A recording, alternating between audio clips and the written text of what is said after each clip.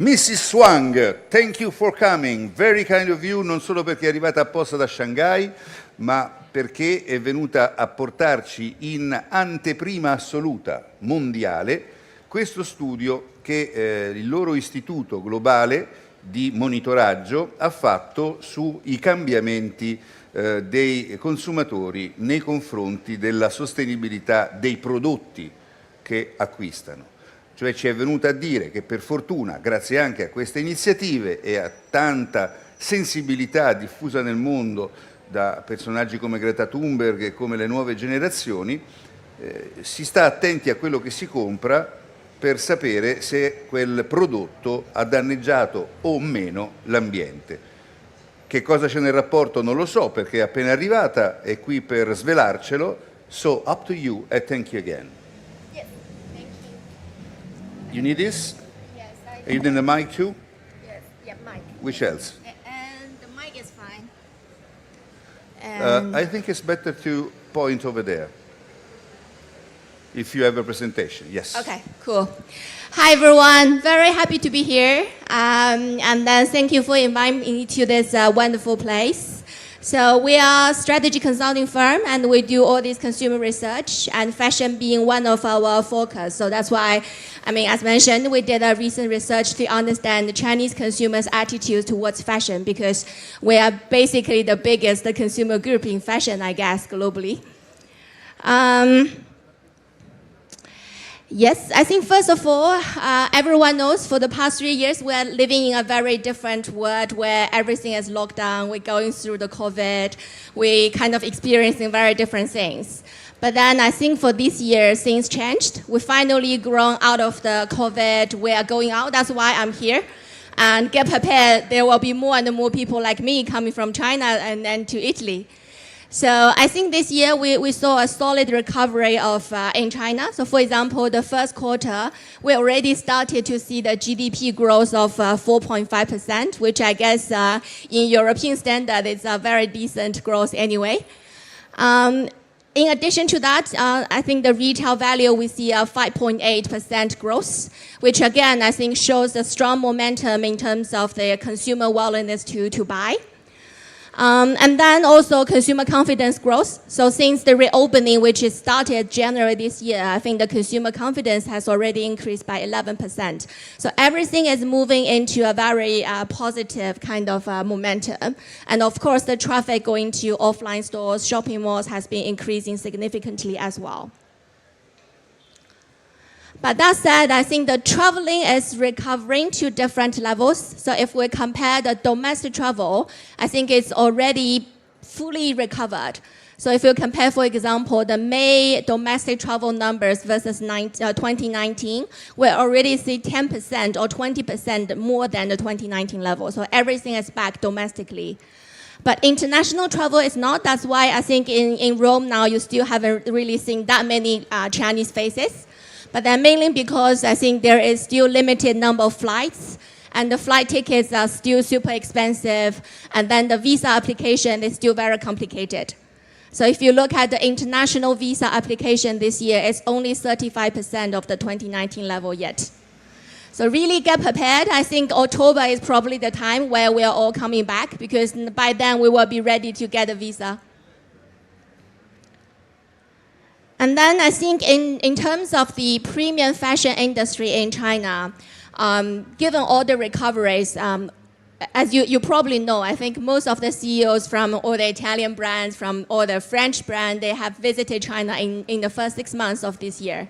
Because China remains a very important market for them, both in terms of the China market as well as the Chinese consumers.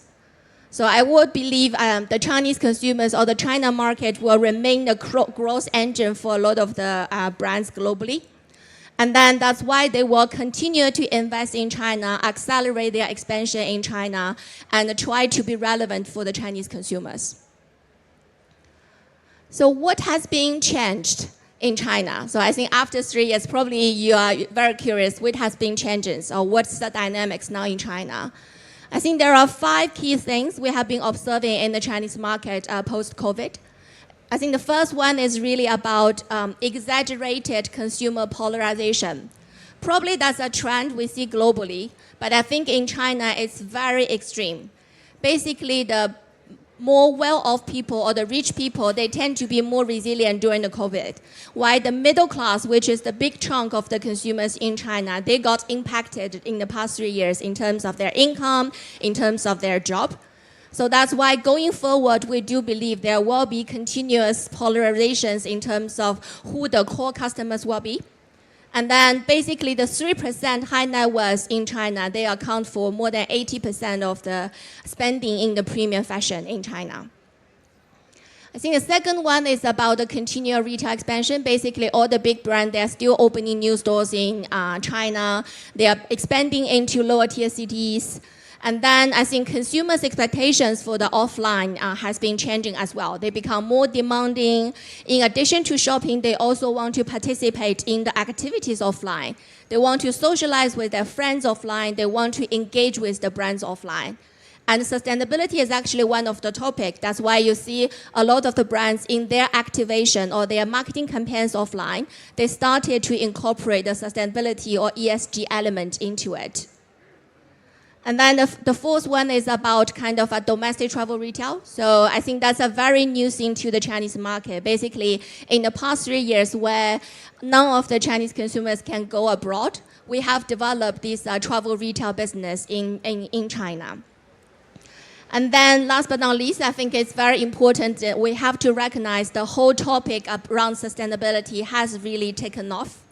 So it's still early stage versus the Western market, but I think it's in the end, it's a matter of time.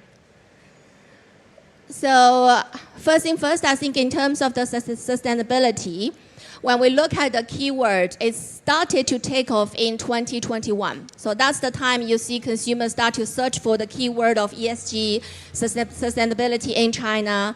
And there are a lot of drivers behind it. For example, the government push. So there is very clear target from the government to setting the environmental target, the sustainability target. And then you see a lot of the corporate initiatives to push for it as well, because consumers need education from the brands and from the retailers. And they're eager to understand a bit more about this concept.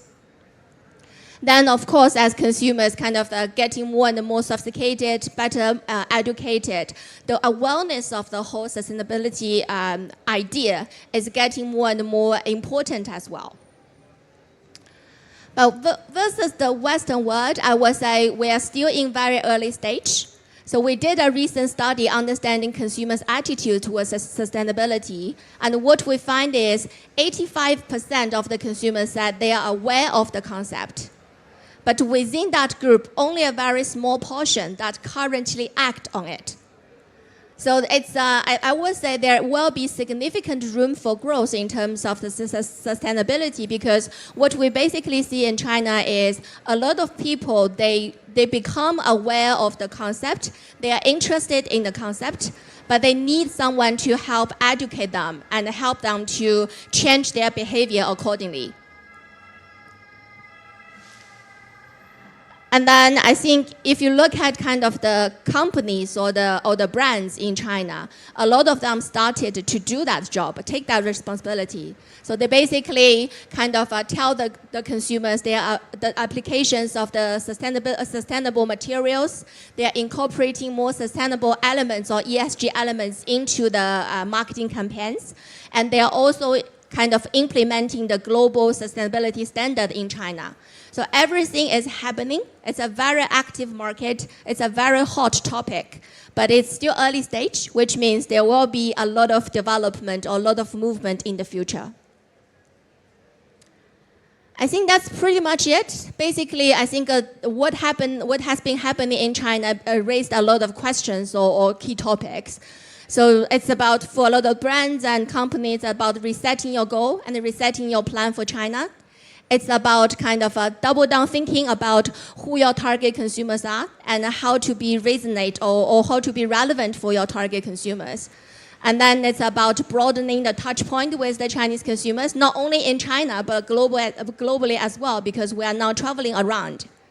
And then also, it's about continual dedications to the sustainability topic, because it's not on everyone's mind now. So that's what I'm sharing today. Hopefully it's interesting to you. Yes, it is. Thank you. Thank you very much.